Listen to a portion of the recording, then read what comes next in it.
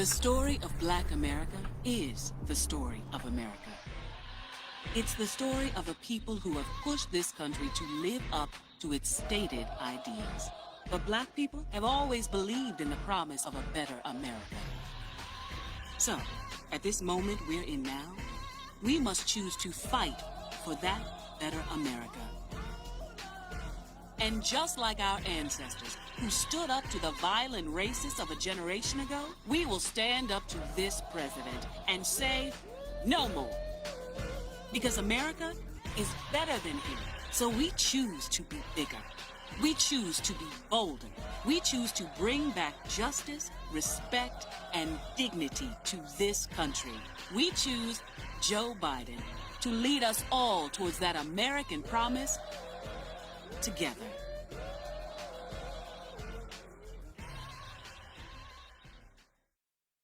The Forum, exclusively on Facebook Live, Monday through Friday from 9 a.m. until 10 a.m. Central Standard Time. Call in or text live 414-395-0484. Thought-provoking talk radio covering all topics from local to national and everything in between. It may not be what you expect to hear, but we will definitely give you what you need to know. That's The Forum, exclusively on Facebook Live, Monday through Friday from 9 a.m. until 10 a.m. Central Standard Time. Podcasts available on our website, theforum2.com. Check us out.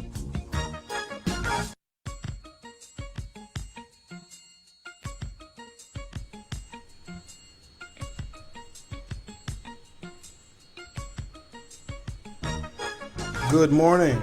Welcome to the program. Today is Thursday, August 27th, 2020. A couple of things I'd like to discuss today, because I guess what's the use of going through all of these trying times that we are all experiencing together unless we are learning hard lessons from them? Because I don't know about you guys, I am in no mood nor any kind of mental shape to repeat these scenarios at some point in the future. So I think that after the dust settles a little bit and the tear gas dissipates, thoughtful discussion is necessary. And these are really emotional times for a lot of people.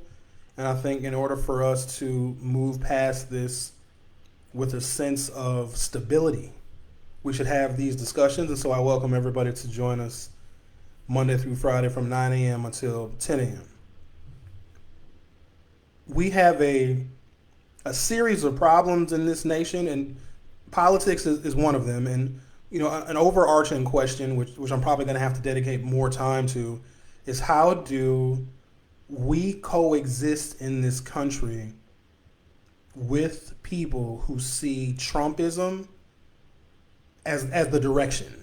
Right? Because there's a number of people that you share space with that want to see Donald Trump reelected because they like where we are as a nation. They like what is happening. They like what he says. They like his rhetoric. They like his policies. And so there will be a time in which Donald Trump is no longer president of the United States.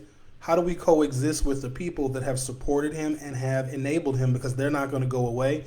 And we're so polarized that I don't know if there's much compromise. And I say that because, can you change the mind of a Trump supporter? Can you sit down with someone who supports this president and this administration and all that he has done, and can they change your mind into coming around? It's really, really rare if that ever happens. And because those conversations are pointless and fruitless, you know, any liberal, Democrat, progressive can't sit down with a Trump supporter and get them to, you know, want to vote for Democratic socialists the next time we have congressional elections. That stuff really doesn't happen, and because we can't convince, no matter how many facts you have, you can't convince somebody to change their political affiliation. It will be difficult just to proceed through life in America with people that we cannot compromise with. And we can't even compromise on things like health. Donald Trump had said at one of his rallies, it might have been in Tulsa, he said, slow the testing down, please. And I played a couple of commercials and media clips of Donald Trump saying, well, the cases are going up because we're testing so many people. If we stop testing people for coronavirus, then, of course, our numbers are going to go down. And we thought that was ridiculous. And all these medical professionals were all over the media saying, oh, no, you have to test as many people as possible. Now there are new directives and new guidelines where asymptomatic people are not urged to get coronavirus tests. That's number one. Number two, if you have been exposed to someone who has the coronavirus, right? So somebody else got tested, and then you're on that list of contacts of the person who has tested positive. You are not encouraged to go and get a coronavirus test, and that's counterintuitive, right? Because it's the asymptomatic people, especially young people and children, that are going to be of the most grave danger and threat to the safety and health and well-being of their teachers, their principals, and their older parents and grandparents, etc. So Donald Trump saying slow the testing down has now been put into policy where they are saying that if you're asymptomatic, you don't need to get tested. And also, if you have been listed as a contact for someone who has tested positive, you are not required nor expected to get a coronavirus test. So when he said that, slow the testing down, that is actually a part of U.S. health policy in dealing with the coronavirus pandemic. And this is just one particular example. I'm sure we'll be talking about the coronavirus until it magically disappears like a miracle, like Donald Trump said. But the real issue here, and you guys have seen a lot of the video, I'm sure it was all over the place. The 17-year-old Kyle Rittenhouse, who has been arrested, he will be charged as an adult. He will be extradited to Wisconsin, and he's going to hate it. I believe he's being held or will be held at Vernon Hills, a youth detention facility. So we're going to get into some more details about that. But, did you see? So after he shot, and I believe he's the one that shot all three people. There was some speculation because there were other armed individuals in Kenosha, but he was the only one that fired any shots at anyone for any purpose. We can speak to the maturity of a 17-year-old. Do they really understand the weight and the gravity of carrying an assault-style weapon? That's a whole discussion in and of itself, right? But he was the only one that fired shots. So all of the injuries and all of the deaths fall squarely on this 17-year-old child's shoulders. And so after he shot these people, and of course there was a tremendous amount of chaos and there was mayhem because there was law enforcement all over the place. And they were pointing at him. They were pointing at this 17-year-old child who had this AR-15 style assault rifle slung over his shoulders, and he's just walking past the Bearcats. Is that what they call them? The big military vehicles? He was just walking past them with his hands up, and they let him pass. Never mind the fact that there is video of Kyle Rittenhouse asking for water from either National Guard or Kenosha County sheriffs, and they threw water out of their armored vehicles because this 17-year-old child was thirsty. Do you know that it's a felony for a child to open carry a firearm? We're going to get into that because this all goes into this theme of we normalize white children, especially little white boys, carrying guns. It's normal. Like three people were just shot. Two of them were dead. Okay, one of them died, I think, later. One was dead on the ground. So when you see that video clip of Kyle where he falls to the ground and then you hear the gunshots, immediately there's a little blur in the background of the screen. That human being died from that gunshot. So the 17-year-old child carrying this firearm walks away from the scene. He didn't even run, but because he had his hands up, they allowed him to just walk past. If those National Guard or those Kenosha County sheriffs, when he was asking for that water, because he had his AR-15 style rifle slung over his shoulders when he was asking for the bottles of water, and they gave him two, by the way. They could have just said, "Excuse me, young man, we just want to make sure, do you have any ID on you? Do you have any ID? Because if you're carrying a firearm, law enforcement does have the legal ability and authority to ask your age because it is illegal. It is a felony for a minor to open carry a firearm of any type in the state of Wisconsin." But they didn't do that because they normalize it. Let me also say this, because race always plays a role in our politics and our discussions. Black people weren't killed. To the best of my knowledge, the third individual, so two people, one is dead, God rest his soul, God rest both of their souls. And the other individual who was shot in the bicep, those are white people. And I don't know the race of the third person, but I would venture to say that they may be white as well. And I know I'm speculating, but I'm just using realistic circumstances here. You got a white kid where even law enforcement, even after a murder was committed, technically 2 murders and a maiming of somebody else was committed, and the white kid walks away from the scene of the murder with the murder weapon, and it doesn't even rise to the level of suspicion of law enforcement. But, we can always say, well, if it was me, if it was a black person, they would have put us on the ground, they would have cuffed us up, they would have began their investigation. If there's a young-ish looking African-American man with an AR-15 style rifle slung over his shoulders and he looks kind of young, we would expect law enforcement to ask that person for their ID. As black people, we would expect law enforcement to ask that young person for their ID because children have no business carrying guns, but it's a part of a culture. Kyle Rittenhouse would have been your school shooter if school was in session. You understand? We have normalized little white kids carrying guns, and we normalize it in Wisconsin. There was an issue that I brought up a number of years ago, but y'all didn't want to hear it. But see, now it comes back full circle. There was a shooting at a country music festival in Las Vegas, which was incredibly ironic. It was in October of, it must have been 2017, 2017, right? The music festival where the guy was in a hotel room at one of the hotels in Vegas and was shooting at the country music festival. And it's very ironic because, the culture of country music is Confederate flags, and it's the rebel culture, and it's I love my guns, and I'm sure there were people that were open carrying at that, because Las Vegas is just like a free-for-all state. Nevada is a free-for-all state when it comes to guns. It's still the wild, wild west. Very loose regulation on carrying firearms, either concealed or open carry in the state of Nevada. So there's this country music festival, and there's this man who's shooting at people and killed at least 3 dozen people. Injured, I can't tell you how many more. The irony of that is there probably were people at that country music festival who believe in the Second Amendment and love the Second Amendment, but they found in that moment in which they were under attack that the firearm that they carry to keep themselves safe at this country music festival in this free-for-all gun state of Nevada actually weighed them down and slowed them down when they tried to run away from the gunfire. Shortly after that, something very shocking happened in the Wisconsin state legislature. Well, it might not be shocking to some of you because we've seen the things that the Wisconsin state legislature can do. But a couple of the individuals that supported this measure, it defied my comprehension and understanding. And guys, I've seen a lot.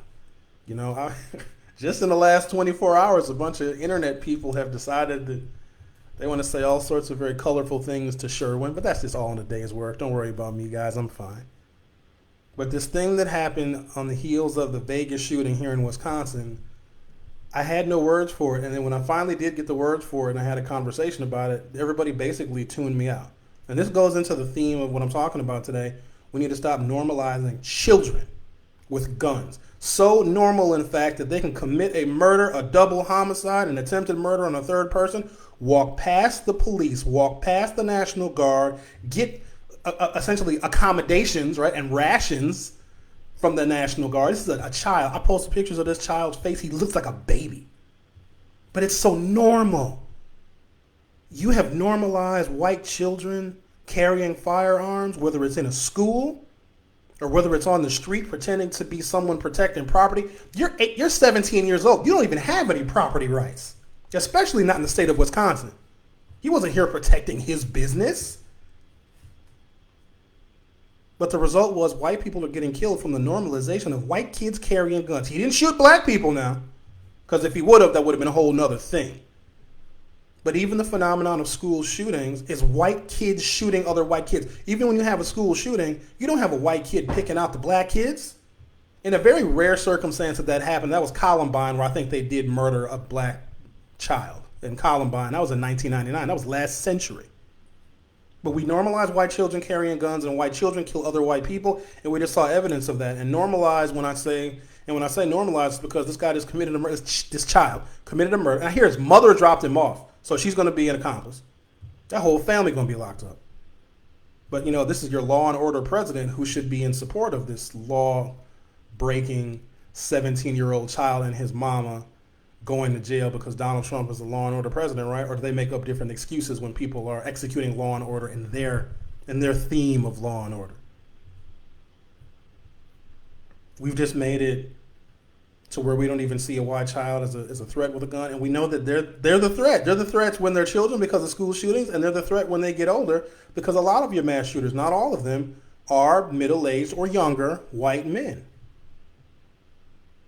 And so we had the Vegas shooting, and that's when the country got really upset. You know, we always get upset whenever there's a mass shooting, and we pretend that Washington is going to do something, and we urge Washington to do something, and what happens is we exhaust ourselves in trying to get federal elected officials to pass even the most common sense gun laws.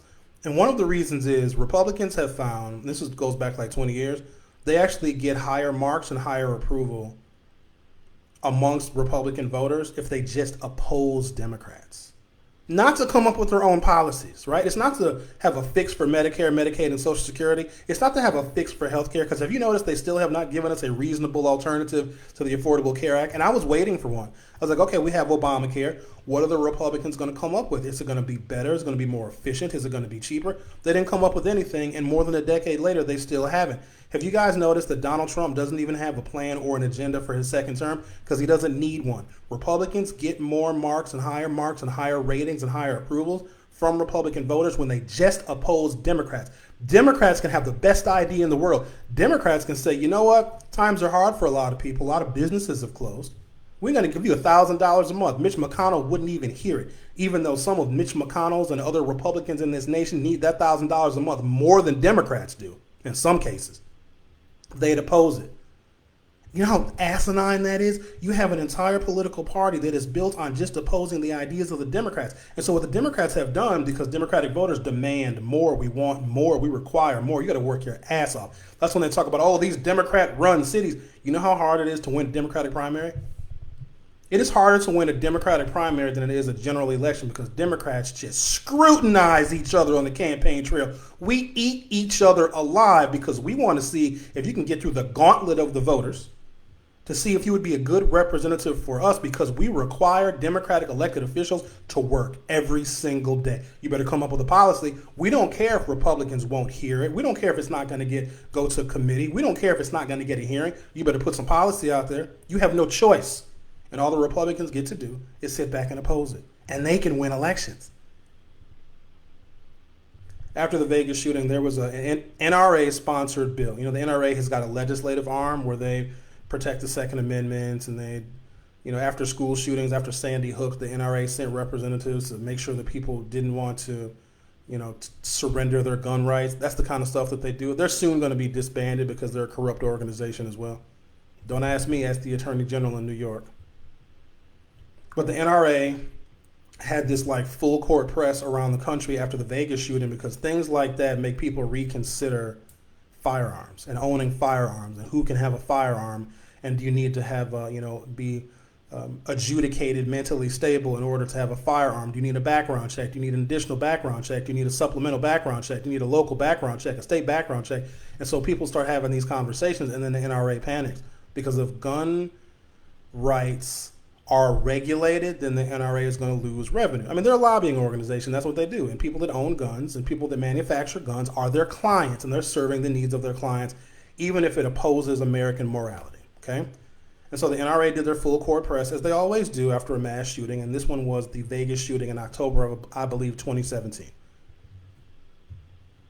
And there was a bill in the state of Wisconsin called the Mentored Hunting Bill. And I remember bringing this up, and I talked about it ad nauseum, and people just either didn't care or they didn't understand it. But that all comes back to full circle, how we have done things, even in the Wisconsin legislature, more so in Wisconsin than in Illinois, to normalize children carrying firearms. And so what the Mentored Hunting Bill meant, Governor Scott Walker, when he was governor, signed it into law, and it was an NRA-supported bill.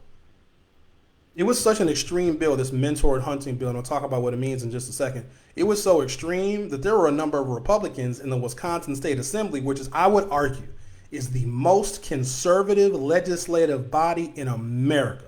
The most conservative legislative body in the northern and western hemisphere is the Wisconsin State Assembly, because the districts are so gerrymandered They can literally do and say anything they want, and no Democrat can beat them because of how the lines of the districts are drawn. The most conservative legislative body, I guess maybe on the planet. I don't know where there's one that's more conservative. You have to be dictatorial, but then if you have a dictatorship, you don't really have a legislative body.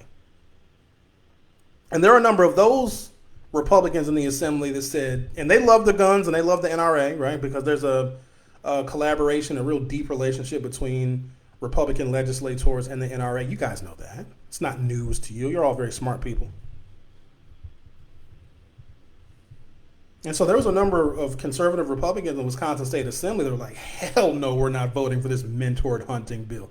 The mentored hunting bill is a way in which children in the state of Wisconsin do not have to take a hunter's safety course in order to be able to hunt. Hunt anything.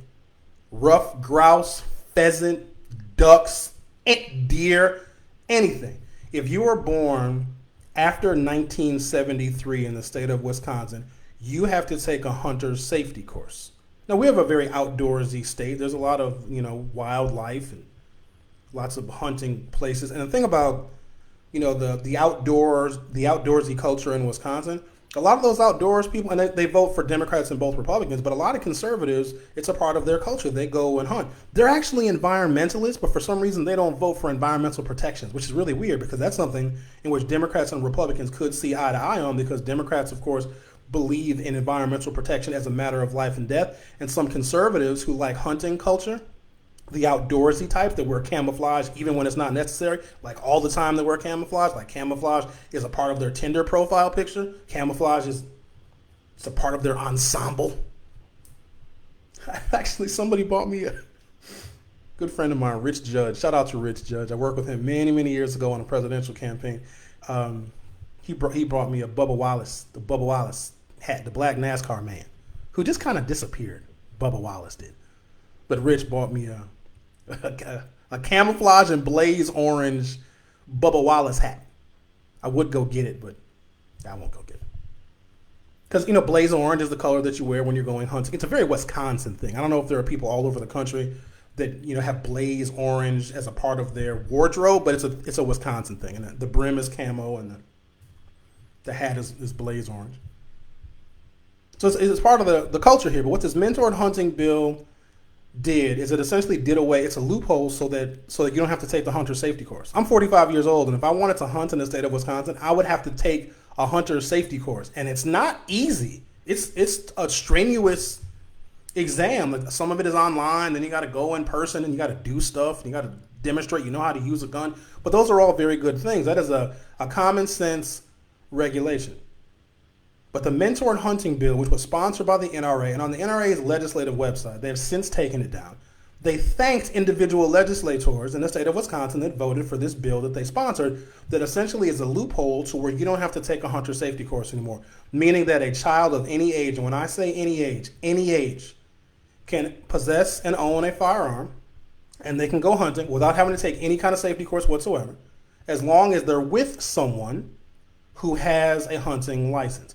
And so the way that they explain it, because they always explain it in a way that makes it sound like it's harmless and it's benign, and the explanation was, there's little Billy over here who's 12 or 13 years old, and he wants to go hunting with his dad and his grandpa because it's tradition that the family goes hunting for Thanksgiving.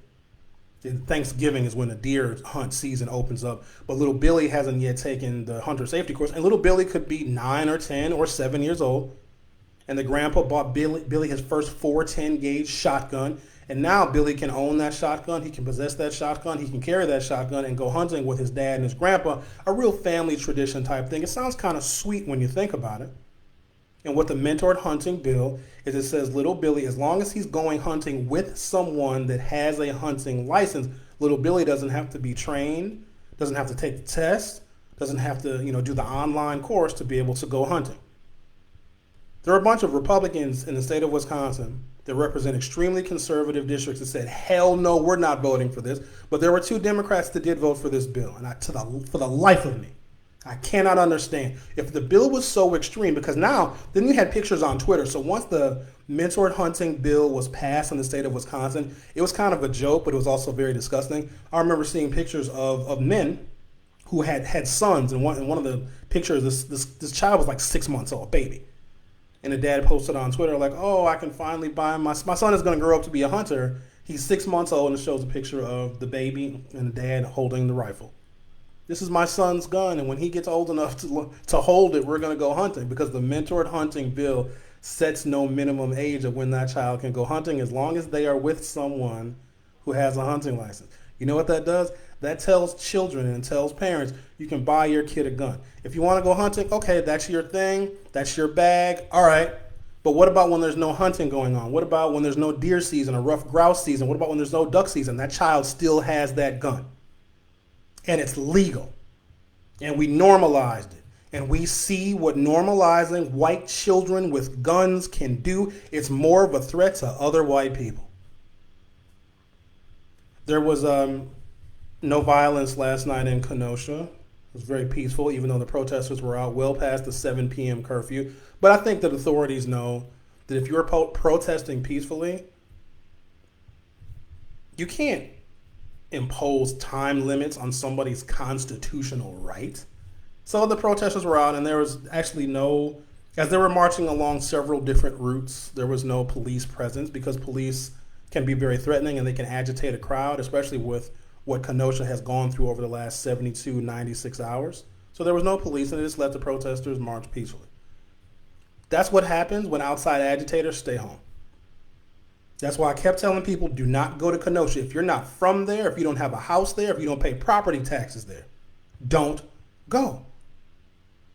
But it's when outside agitators from Illinois that are children, that are in the culture of normalizing a child having a gun, think that they can come to Wisconsin and it's totally normal that they have a gun. As you saw, that law enforcement didn't even react to a baby-faced child carrying a weapon of war.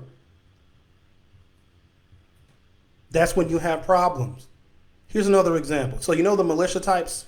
You know them. They play dress up or whatever. And they got they pretend they're in the army, but for some reason didn't go into the army. Like, if you want to be in a militia, sign your ass up for the military and do it the right way. But for some reason they couldn't get into the military, so they're going to play like they are. That is more disrespectful to our men and women in uniform than kneeling in front of the flag, pretending you're military. Don't do that. You know what kind of sacrifice it takes? You're away from your family. You're away from your friends. You have to forget everything you've ever known and ever learned to join the military. But then you got people that play dress up and think that they're actually military. That is disrespectful. But for some reason, the right doesn't call that out. But they know it's disrespectful too. They know it. I wish they would just hold themselves to the same standard that they hold everybody else to. So you got the people out there playing dress up. Right, they're the militias, and they have militia practice or something. I don't know where they go, in the woods somewhere.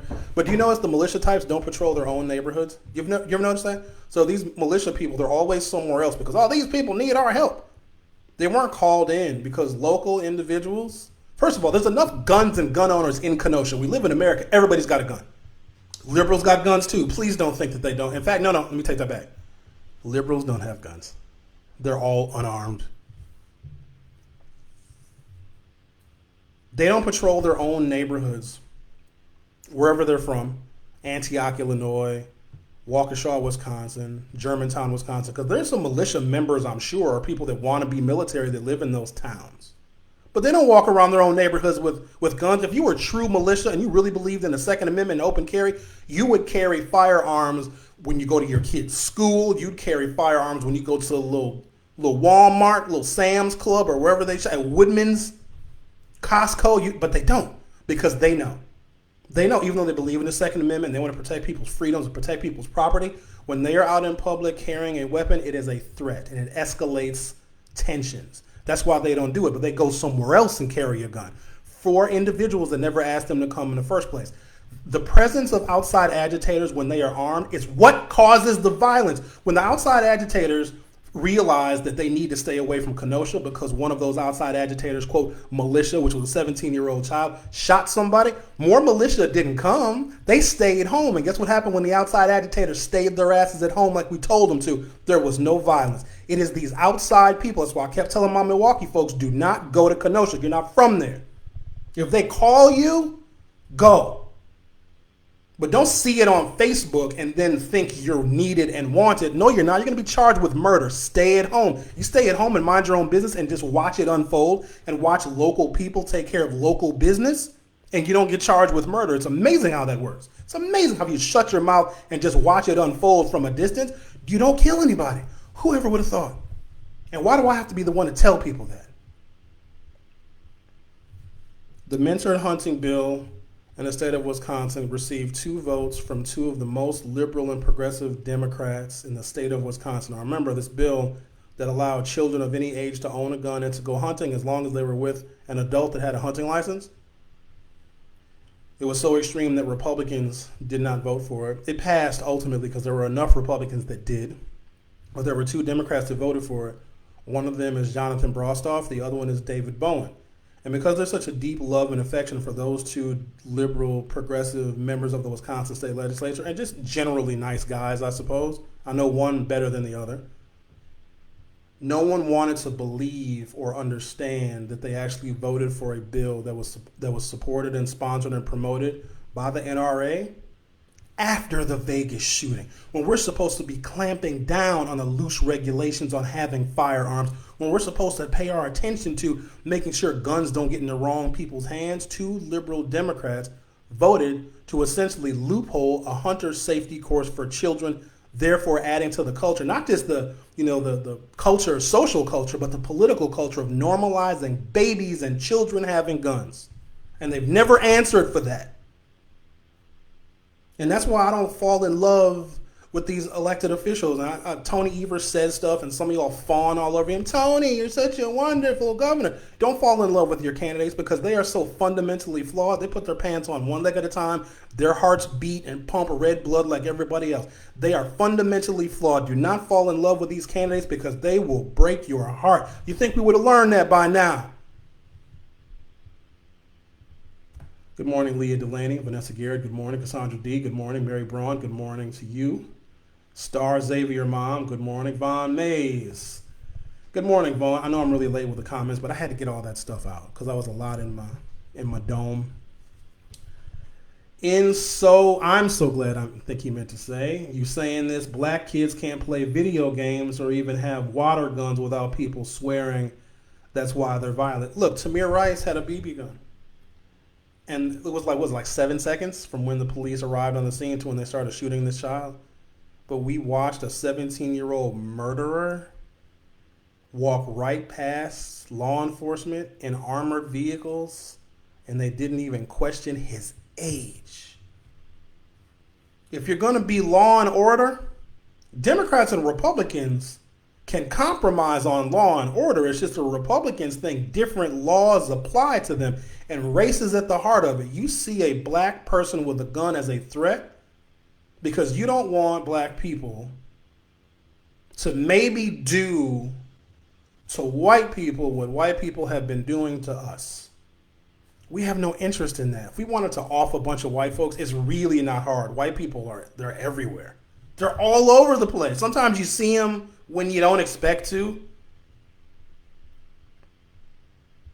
Somebody you just sent me a Facebook inbox, but it says attachment unavailable, so I don't know what that is. And just because you guys see stuff on the internet, you don't got to inbox it to me. Because y'all saw a picture of somebody's head exploded or something. I don't need to see that. Thank you, though. Thank you for thinking of me. But Sherwin, did you see this? Did you see the injuries of somebody's face? You don't got to do that. I mean, thank you for thinking of me, but you want to send me something, I should post my Cash App. Susie Roundy Schmidt says, blessed morning. Denise Jones, good morning, people. Mary Braun, been the longest week ever. It's been a long week. Good morning, Mia. Charles Reeves says, good morning. Eileen Seeger. Mary Braun, I have been in a 3-day ugly battle with distant relatives in Waupaca County. I am now Evil incarnate with these brainwashed fascist idiots, but have stayed strong, held my ground. We will never speak again. There's been a lot of that. I mean, I'm sure a lot of you have lost friends and gained some enemies, me as well, and even family members. Not family members, because my family, like all the members of my family, are not stupid. So when it comes to politics, it's, voting and participating in the process, in and of itself, it's an act of rebellion because of how much effort this country put into making sure that black people couldn't vote or making it difficult. Even when we celebrate 100 years of women's suffrage, you know how hollow that is? Because black women couldn't vote for another 45 years. So what's ironic about that is the backbone of the Democratic Party, which are the votes of black women, can't celebrate 100 years of women's suffrage. And why this country is so inconsistent and there's so much duplicity is because whenever there's an anniversary of black women's suffrage, that's not celebrated. Nobody even knows that date. Now, black men, this is what started the women's suffrage movement, and they tried to spin it last night on the Republican convention. I don't know why I'm watching it. I don't know why I'm a glutton for punishment. I don't know why I'm watching it, because I'm just so enthralled by how people can lie consistently and have millions of people in America believe it. That's why I watch it, I think, because it's just a spectacle. Black men during Reconstruction, so after the slaves were freed, slaves were freed as punishment to the South, not because it was the right thing to do, not because it was moral, not because we were human beings. We had to fight another 100 years to get our humanity recognized. So we were freed because Lincoln wanted to bankrupt the South, and slaves were of more value than the property and the land that slave owners and plantation owners had agency over. We were more valuable than the crops, than the harvest. People were more valuable. In fact, slaves were taken as collateral by banks. If you wanted money from a bank at the time to purchase land so you could have a larger farm, or you wanted to purchase the adjacent plantation, your slaves would be collateral. So if you could not pay your mortgage on your farm, the banks would take your slaves as collateral. There were a number of Ivy League universities in which their first endowments were human beings, were slaves. We were currency. And when we weren't currency anymore, the South was really mad. They're like, oh, darn it. Look at my money walking away. No, I'm seriously, like that's the mode of thinking. Like, oh, that's our money. They're free now. Now we have to pay them. Overnight, well, in a 2-year period, the South went from calculating their wealth and the value of the number of human beings that they owned to now having to pay those same people to perform the labors that they performed prior to. That's got to make you angry, but I mean, it's not my problem. Yes, that's a whole sordid part of American history. So you free the slaves as punishment to the South, but also with that, with Reconstruction, black men, because they're men, got the right to vote. And Hiram Revels, I think he may have been the first African-American elected official, certainly in Mississippi, maybe the first one in the country. He was elected as a state senator in Mississippi, and there were U.S. senators. I probably should know all their names, but there are actually quite a few, because black men, after Reconstruction, after the Civil War ended, were immediately granted the right to vote, but not women, not white women. White women were like, wait a minute. We've been over here alongside you, white men, and you give black men the right to vote before us. Women's suffrage in this country was because white women were upset that black men got the right to vote after Reconstruction in 1866, and white women couldn't vote for another 64 years. That's what started women's suffrage. So if you're going to celebrate 100 years of women's suffrage, know what you're celebrating. I'm so tired of everybody in this country with all this internet, with all this information, always saying, do your research, and you know nothing about this country. I'm 45 years old, and I got to teach history to every goddamn body every morning, and it makes me sick. You were supposed to learn this. Public school teachers. It just, you guys have no idea how it infuriates me to have interaction with patriots that don't know the first thing about their own country, and a black man that they want to marginalize knows more than them. And they got the nerve to tell me, Sherwin, do your research. Yeah, I did. I don't think you guys even have a clue. have a clue of how frustrating that is. It's just, I'm sure you can tell. Vaughn Mays, this is point proven about how we get police. They don't even look for white folks' criminal activity. Oh, I can tell you that 100%. I grew up in Brown Deer in the 1980s and the 1990s. More drugs in Brown Deer in the 1980s and the 1990s than when I moved to the city of Milwaukee after college. Cops didn't even look for drugs. And so what ultimately happens is you got a bunch of kids that I grew up with that developed drug problems because it wasn't ever policed. It's weird. Weird phenomenon. But there's a lot of drugs in the suburbs. Like, a lot. Like, a disproportionate amount.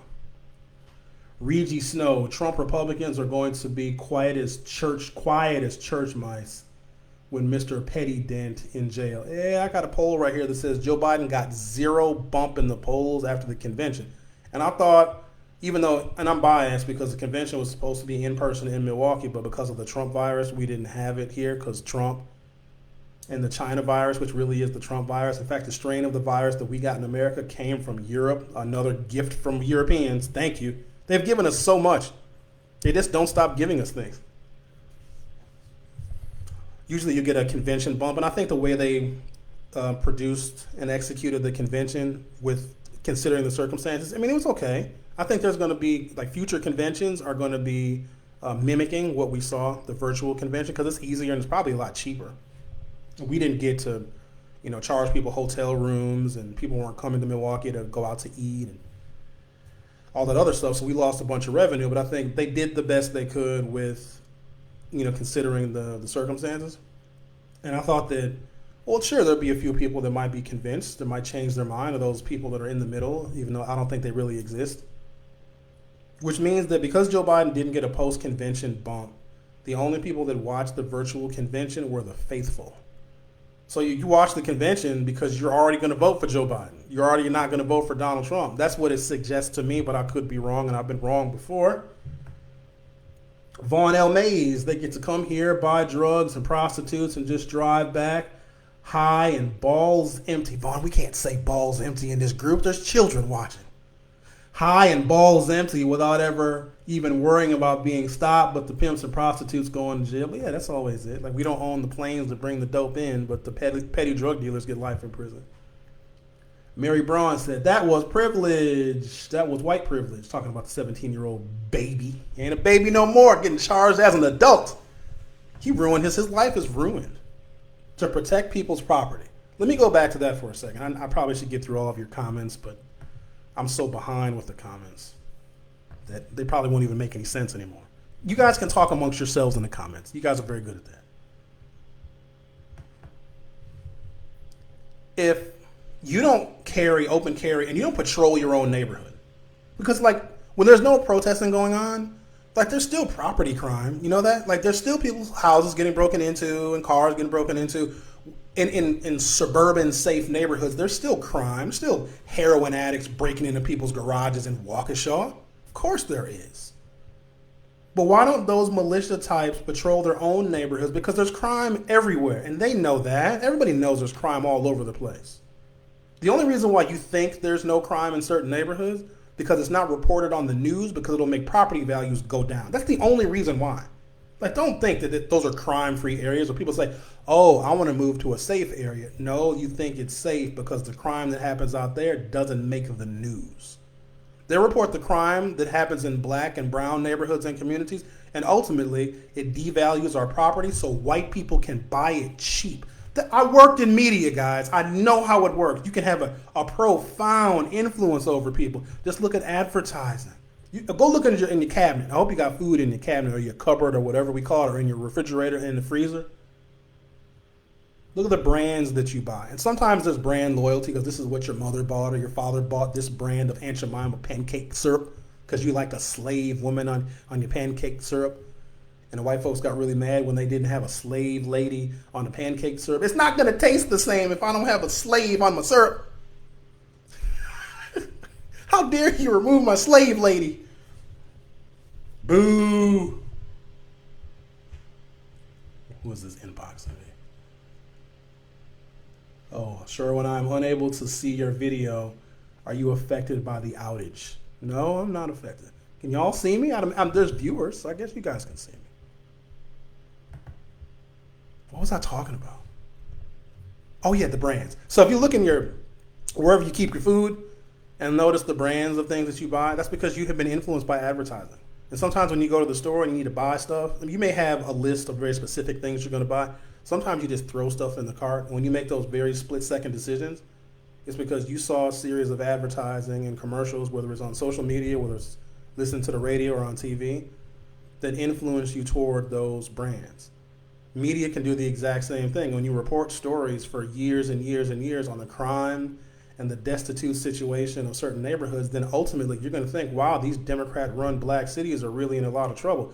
You want to know why the heroin epidemic has gone basically unnoticed? Like, there's more people dying of overdoses now than really any time since we paid attention to the heroin epidemic, because white people don't like to talk about the horrible and despicable things that happen in their communities, and it kills them.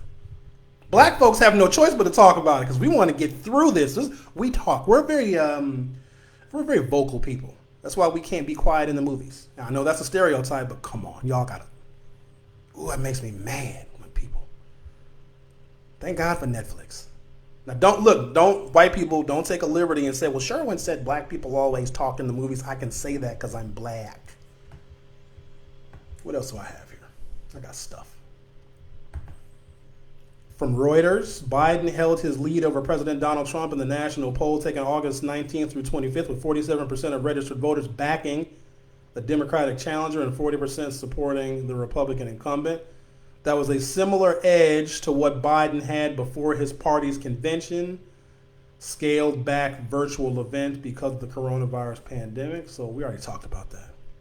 Biden didn't get a convention bump because only the faithful watched it. Mary Braun said, "Be safe, Sherwin." No, I'm good. So when I check my because you got your messenger, right? Your Facebook Messenger, and then there's like a spam area where the reject messages go, and then there's message requests where people that can't contact you because you're not otherwise connected on Facebook, and I totally forget about those other Facebook message folders. And so I shared the picture of the 17-year-old murderer, who we can call a man now because he's going to be a man, and when he's being charged as an adult. I don't know if they can make first-degree intentional stick, but he committed like 5 felonies. One of those felonies can get him 20 years. So I posted the information that we had because it was happening in real time because there was a lot of people broadcasting what was happening on the ground in Kenosha. And so I just posted the information that was available to, everybody. And it got shared a whole lot of times. And when your shares get into triple digits, then people that don't like you are going to see it. So whenever your shares go above like 100, it's going to fall into enemy hands. And so a lot of the folks, the enemies, said, "How dare you?" And that was the nicest. They even found my YouTube channel and were posting comments on my YouTube channel. Because I posted a couple of the threats. And for those of you that are wondering, oh no, I'm fine. One of the benefits about living in a segregated black neighborhood is people like that would consider coming to where I live to do harm. They wouldn't get past the entrance. That's why they don't come here. Say what you want about segregation, but it's very protectionist. Anyways, so I checked these additional folders. Oh, there were some doozies in there, guys.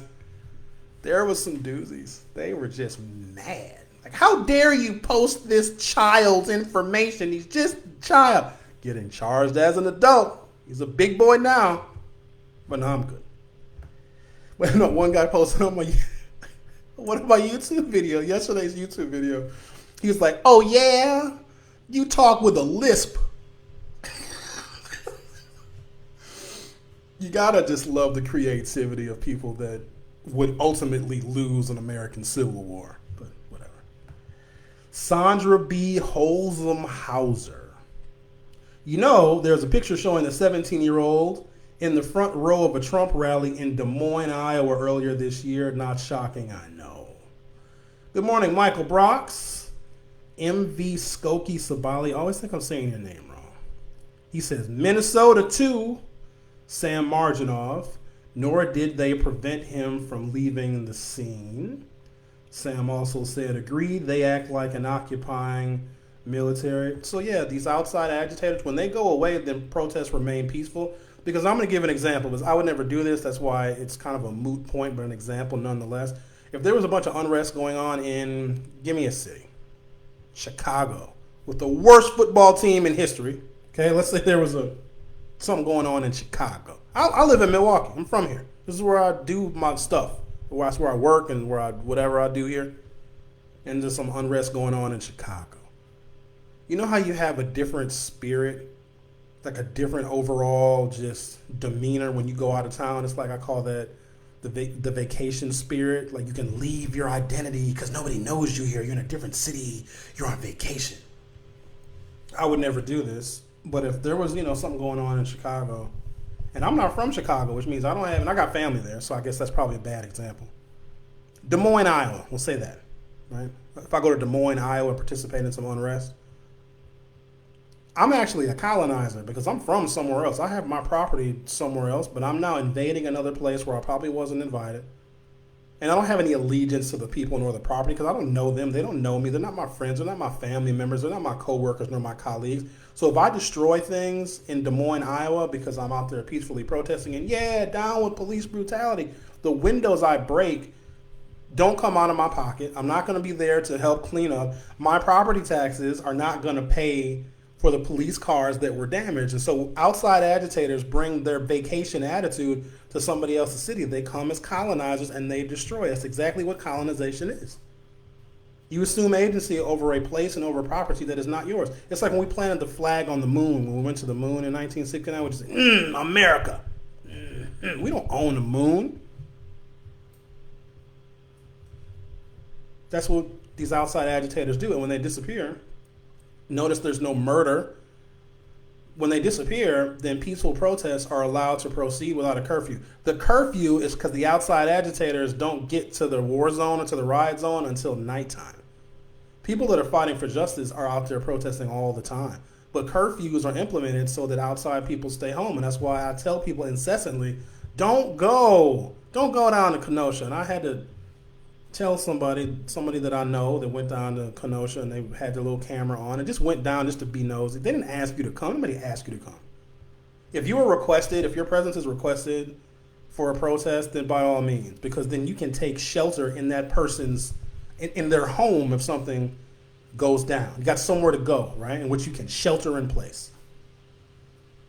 But if you don't have shelter in the place in which you're going to protest, then you shouldn't be there. If you weren't invited, then don't go. People have the ability to take care of themselves, but that mindset also filters down into African Americans. People always think we need all this help and we got to help the black people, the poor black people. Why don't you give black people the opportunity to do for self and stop thinking that we need everything from everybody? Because then you're ultimately going to say, boy, those blacks sure are lazy. They need a lot of help because we have never been given the opportunity for full independence. When I say full independence, I mean owning our own communities.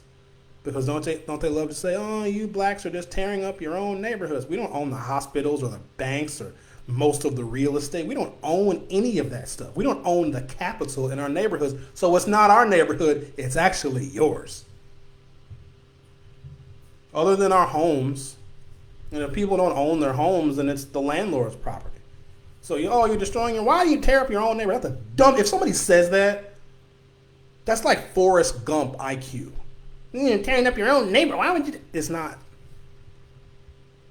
So the little militia people, right? Them, just like they don't patrol with their guns in their own neighborhoods and their own communities. People that actually own the property and own their neighborhoods, those are not the ones tearing it up. It's outside agitators that have no allegiance to the property. They have to stop because that's the reason why we have curfews, because people that have no allegiance to the property whatsoever are the ones that infiltrate our streets. Stay home, everybody. Watch it on the internet. The internet is live TV. Oh, good morning, Sahara Ali. I've already exceeded my use of swear words this morning, Sahara, but I love you too. Terry Lewis, good morning. Amen, brother. It's a shame, Torita Walker, the fact that these rules and laws and regulations were against blacks and keep blacks oppressed.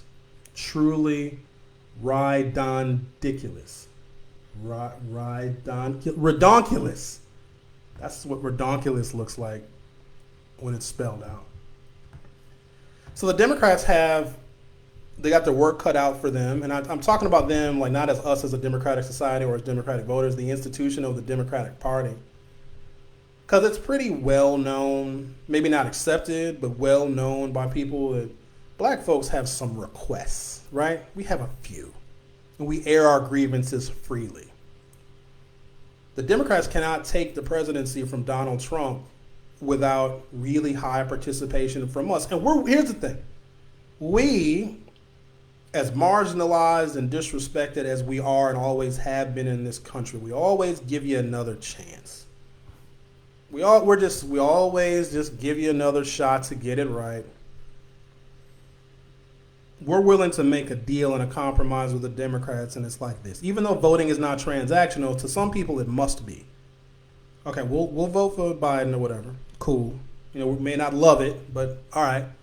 But it's a part of a compromise. We're making a deal with you. This is business to us. White people can vote for candidates because they like them. For us, it's business. I mean, I can do business with somebody I don't like. I don't need to like you to do business. You don't have to like people that give you, right? If you have a good or a service, do you need to like all the people that go in your store? No. You don't need to like them. You need to like that money. We like the money the Democrats can give us, and not in the form of actual tender, of actual currency, but of social justice currency. So they can't get rid of Donald Trump without us. The black women are the backbone of the Democratic Party. So if Donald Trump is defeated, it will be because black people voted like 78,000 more of us voted in 2020. The numbers we need to beat Trump he didn't win by a landslide. You guys know that, right? The Electoral College tells a different story, but it was only 77,000 votes he won by spread across 3 states. I'm going to make sure 77,000 people go and vote at Midtown in the city of Milwaukee when early voting starts on October 20th. They're not going to know what hit them. You know how many folks we're going to have out there? Ooh, the white folks going to be mad. And let them little militias show up at Midtown. They ain't going to show up at Midtown. No, they always threaten to show up at our polling locations. Well, I'm going to the polling location. Where is it? On 57th and what now? Well, do they have one that's closer to the freeway? I was going to be a militia man and go to the polling location because the blacks are trying to vote twice. But it's where it's on 57th and Capitol. No, I might not make it out of there. They will never show up at our polling locations. It's the wonders of living in a segregated city. They'll come here and buy dope. That they do know. Michael May, I have a hunting license, have taken the course. It's rigorous, but highly educational on proper safety etiquette. How to safely hold a firearm, know your target and what is beyond, etc. Haven't been hunting in a while, but I would feel completely unsafe in the woods if others aren't properly educated and of age to make wise, rational, educated decisions. Yeah, hunting is, it's a skill. But you know what kills hunters, a lot of them? And I'm not making fun of this because there's a lot of good people that hunt. There's good people on both sides. Heart attacks, actually. Heart attacks is what kills. So there's going to be always accidental because people get drunk and go hunting. Never a good idea. But a lot of deaths that happen during the hunt season, especially deer hunt season, is heart attacks because these old fat people haven't gotten any exercise all year. Now they're walking, 5, 6, 7 miles looking for deers. And they have heart attacks because they're out of shape. Like, if you're going to go hunting, you probably should, get some cardio in the other months you're not hunting. Michael May, hey Sherwin, would you call that a quote well-regulated militia? I sure as hell wouldn't. And dude was under 18, illegal to open carry, under 18, and his mom drove him up to Wisconsin, accomplice to the crime. Oh, she could be, but I don't know if they're going to charge her. That's going to be up to Kenosha County DA to charge the mom. I mean, she could be. I would consider her accomplice, or at least an accomplice in the federal crime of mayhem. Who knows? But no, a well-regulated militia is, did you guys hear that some militia members asked to be deputized by the sheriff? And the sheriff's like, hell no, because you'd be under my command and y'all won't listen. That's a well-regulated militia. When sheriffs actually say, I'm inviting you, come to the deputization ceremony or whatever they call it, which don't even really exist because they don't happen. Then you have a well-regulated militia where you're under the command of actual real law enforcement, but just people walking around with guns and looking like they're in military, which is a real disrespect to our men and women in uniform, because if you want to be in a militia, join the actual military, but they're too scared to do that. But no, it's not a well-regulated militia, and that's what is guaranteed by the Constitution. Sahara Ali, a whole bunch of keyboard gangsters out there. Since March, I ignore the quote other folder until I'm mentally ready for it. People are evil. That they are. But you know what, guys? We're not evil. We're all very nice people. I was going to play my theme music, but I don't know what happened to it. Because I like to go out with my theme music. And so while I'm finding my theme music, I'm going to pretend to keep talking. But I don't. I should just end the broadcast. I'm a creature of habit. Hang on a second. There it is. There it is, right there. Because I have a theme that I play. Wait a minute. Wait. Oh, there it is. Thanks, guys, for joining and talking. And thank you to our new members. Remember, keep the debate. Be nice, because we're all like minds in here, and we're all assembled because we have the same intellectual equipment, and we quickly filter out those that want to argue and sow discord and division. But everybody else, thank you. Have a good day. I'll see you next time.